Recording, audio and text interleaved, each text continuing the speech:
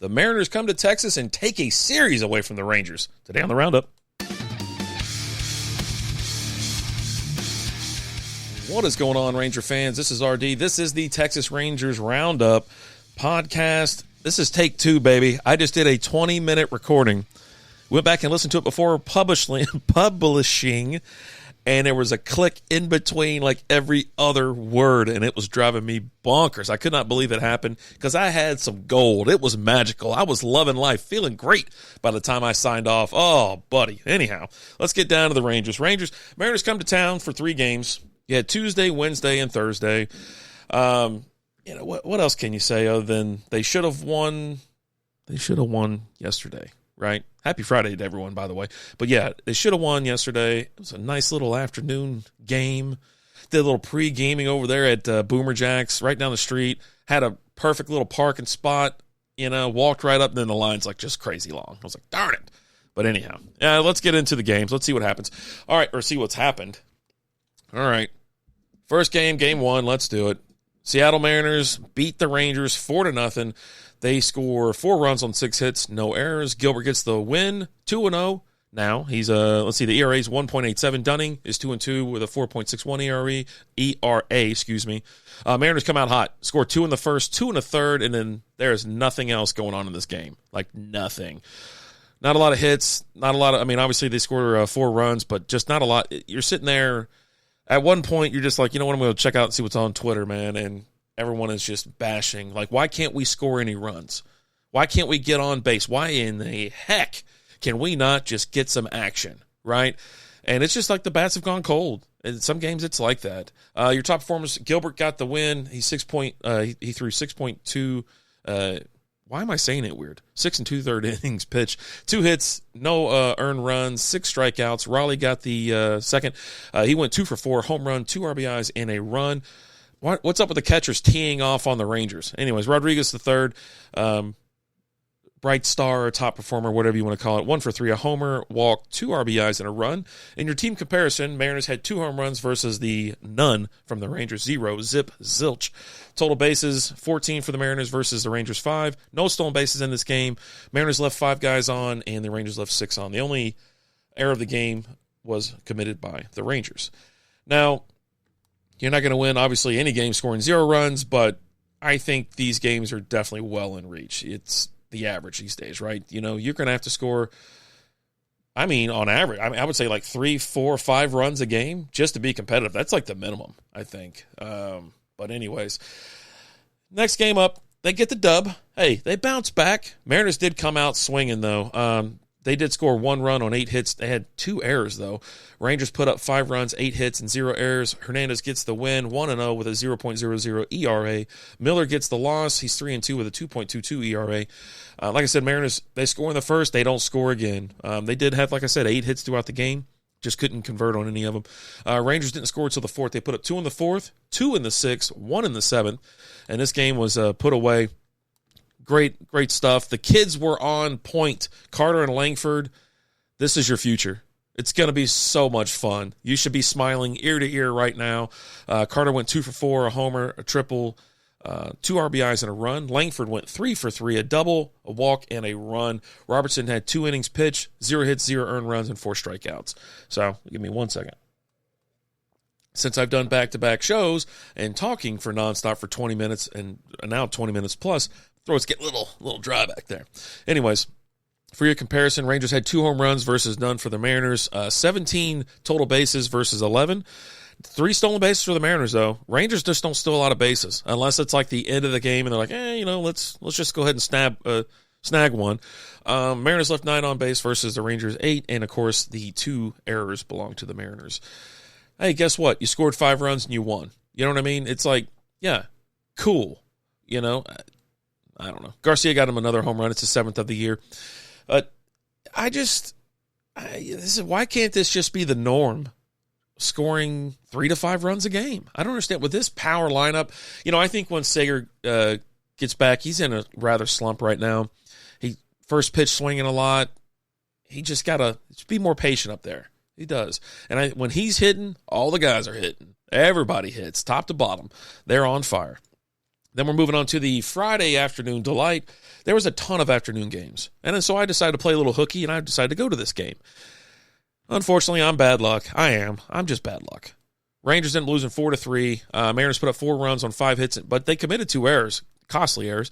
Rangers, they put up 3 runs, 7 hits, no errors. I was looking at the first inning instead of the runs, hits, and errors, like a ding-dong. Castilla got the win. He's 2-4 with a 4.15 ERA. Heaney's 0-3 now with a 6.26 ERA. Munoz has got his 3rd save of the year, and he has a 2.89 ERA.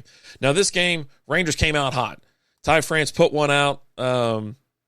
They scored 2. Rangers did counter with 1 in the first as well. Another solo shot in the 4th.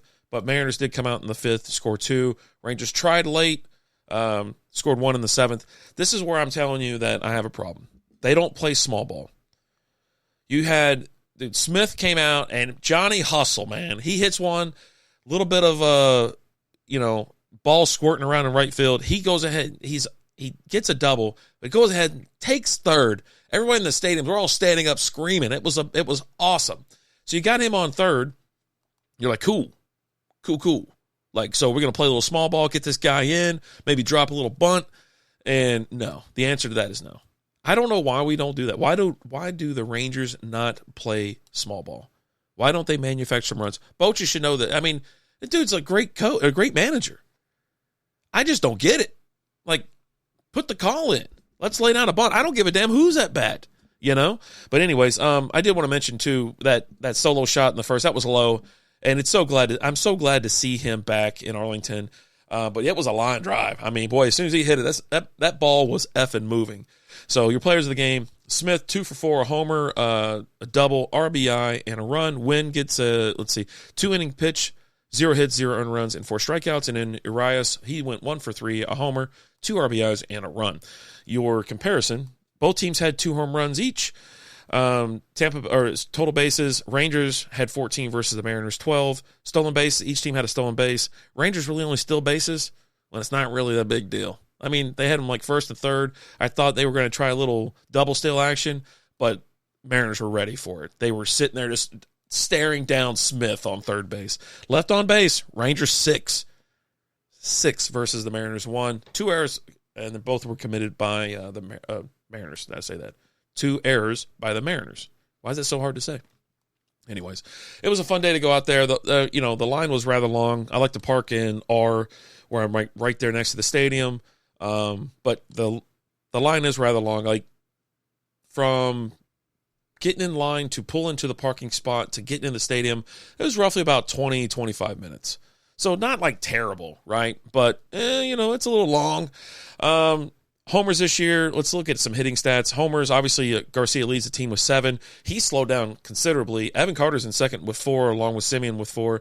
RBIs, though, I mean, it's Garcia's world. We're just living in it. It's 23 RBIs. Simeon's got 19. Heim's got 16. Josh Smith has 12, and he's creeping up there. Batting average, no one's above 300 right now. That's active. Like, you got to play. See, these are stats that are on MLB.com/Rangers. And to qualify, a player must have 3.1 PA per team games played, right? So Garcia's got 299. He's the closest to 300 right there. Jonah Heim's at 276. Marcus Simeon's 266. Now, for OPS, obviously Garcia is leading the team, 934. Josh Smith, 810. Marcus Simeon, 759. And just these numbers have slowly dwindled. They've slowly just gone down, and you're like, you can see why they're losing these games. Because when they lose, they're not close games. They're like 0 runs, 1 run. They're not losing close games. Anyways, let's move on to pitching. There's only 2 that qualify for this. You must have at least 1 inning pitch per team per game, or whatever, per team game. Evaldi's at 3.30, which is rather high for him. Just a little bit high. You'd like to see that. Obviously lower, I mean, why wouldn't you you don't want to see it above 2.5. Anyways, Dane Dunning, the other person that qualifies, 4.61. As far as whip goes, Eovaldi 1.20, Dane Dunning 1.29, and then the average, Dane Dunning 0.196 and Eovaldi at 0.229. Apologize if I'm kind of rushing through this or I'm talking fast at times, because in my head, I've already done it. It was such a great one, too. It was a great one. Anyways, after the disappointing loss yesterday and the series loss, Rangers looked ahead to the Cincinnati Reds. They're coming to town for 3 games. The Reds actually just finished up a series with the Phillies where they actually won the series. And the Phillies are no slouch, right? They won 2-1. They won the initial game 8-1, second game 7-4, and then the Phillies won yesterday 5-0. So here comes the Reds. Should be a fun series. Let's be honest, Ellie De La Cruz is an electric player. I think he's a must-watch. I hope to get out there maybe Saturday or Sunday because they're both afternoon games, which we'll talk a little bit more about that. But, yeah, the Rangers are going to be at home until or through May the 2nd. So next week is another day game. So I'm going to try to sneak out to that to watch the Nationals. And then they go on a road series for quite a little bit of time. They won't be back in Texas until May 13th, I believe. So, and I think my kid flies in around then, so I'll probably have to take him to a game. But yeah, no, this isn't going to be an easy series either. I mean, they're third right now. The Cincinnati Reds are third in their division in the Central. They're 2.5 games back on the Brewers. They're 14-11 with a 560 win percentage. They're not going to be. The Rangers ain't walking through them with ease. They're going to have to put up some hits and bring in and just have some great pitching. Rangers now are 13-13. They're 500. They're a half game back on the Mariners. Just to let you know, the Reds right now, they runs scored 127 and runs against 108. They're plus 19 in that differential right now. Rangers are plus 9. Both teams are 5-5 in their last 10. Both teams are currently on a one-game losing streak. I don't know why they call it a streak, but it is what it is. Couple good news. Max Scherzer and Spores are both Spores was activated yesterday. Scherzer did his first rehab assignment down in he's Round Rock, so he's AAA, April 24th. So got that going for us. Scherzer had some hot topics or some hot takes about officiating or refereeing, umpiring, whatever you want to call it. Let's say umpiring. Balls and strikes are the hottest topic right now. And we just recorded something for SB Baseball Podcast. It drops today. You can check it out wherever you listen to your podcast. You want the video, it's up on X and YouTube. We can't seem to stop talking about umpires. Like, they want us talking about them all the freaking time. So anyways, welcome back, Josh Spores. And then hope to see Scherzer soon. I mean, he's getting a little older, so we'll see what happens. For promotional items, nothing really going on this weekend other than Ice Cream Sundays. Kids 13 and under presented by Bluebell Dollar Ice Cream. That's the only thing happening on this weekend. Sunday, 1:35 game. And then you scroll down. I don't know why I'm narrating what I'm doing, but April 30th, this next up it's when Washington's in town. Marcus Semien Silver Slugger bobblehead, first 15,000 fans, and then you have the Nathan Eovaldi replica postseason jersey on May 1st against the Nationals as well. So doing 2 really good giveaways, Tuesday and Wednesday against the Nationals. Let me tell you something, kids. The line is crazy for these giveaways. Another account that I follow on Twitter, X, whatever you want to call it, he was posting a video of the line just to get the Evan Carter bobblehead, or not Evan Carter, excuse me, Corey Seager. And it was insane. He goes, it was like 45 minutes before the doors even open, before game time, before the doors open. And he's like, it's madhouse, hundreds and hundreds of people. Anyways, I expect the same thing. I'm going to go ahead and tell you something. If you don't want to be in a long line, right now on eBay, the Corey Seager World Series MVP bobblehead. That image lives in my head when he jacks that shot and screams. Oh, it brings such joy and happiness. And I know it does to you as well. But anyways, his bobblehead's up on eBay for $70 right now. Now you're thinking, man, $70 for a bobblehead? I'm like, well, this is what it takes to get that bobblehead. Parking, $20, $30, $40, possibly $50, depending on where you want to park. Ticket to get in the stadium. Usually the cheapest to get in is like $10, and then you got to pay fees and everything, so it might as well be $25. So, and then they're going to ship it to you for free. All right? I expect this thing to be gone today, especially after letting all you fine folks know about it. But yeah, free shipping. Get it now. But yeah, I can't imagine the line for the jersey. I can't imagine a line for the Silver Slugger. Was it Silver Slugger? Where is it at? Hold on. I got to get it again. Yeah, Silver Slugger bobblehead, Marcus Semien. I love them. I used to collect them all the time, but you know what sucks about when you get it? You're hauling that thing around the ballpark. I did really enjoy yesterday at the game. It was $15 beer night, so I got broke really fast. But I walked all the way around that thing. Every level, all the way around the park. I'll tell you where my favorite spot is. Left field, standing room only. That is my favorite spot. Perfect, great view. You know, I expect on busier days or, you know, like sellouts and stuff like that, it's going to be bonkers. But beautiful little Thursday afternoon in Arlington. Perfect. Sat there, watched it. It was great views, and I had a great time. It was a fun game to watch. It really was. You had some Tampa Bay fans there. There was people in Houston dressed head to toe in Astros. I go, you guys are late. Played y'all like a week or two ago. What the hell are you doing here? Like, and that's something else maybe we'll talk about on the SB Baseball podcast.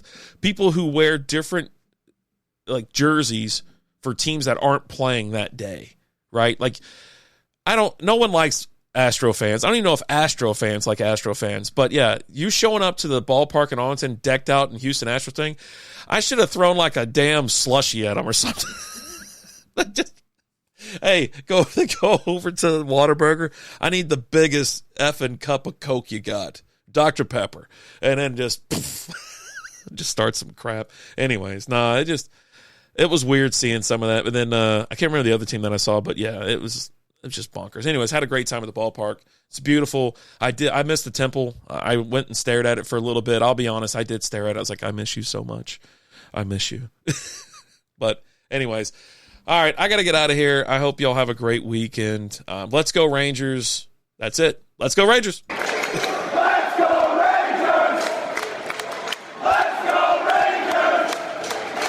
Let's go! Thanks for listening to the Roundup.